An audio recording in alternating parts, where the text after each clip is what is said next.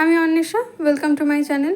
তো সকাল থেকে আমার শরীরটা ভালো লাগছিল না, খুব মাথা ব্যথা হচ্ছিলো। তো সকালে আমি তাড়াতাড়ি স্নান করে নিলাম, স্নান করে ব্রেকফাস্ট করে নিলাম, কিন্তু তারপরেও শরীরটা খুব অস্থির লাগছিলো। তো খেলাম একটু আম পানা, যেহেতু পরীক্ষা তো পড়া তো পড়তেই হবে।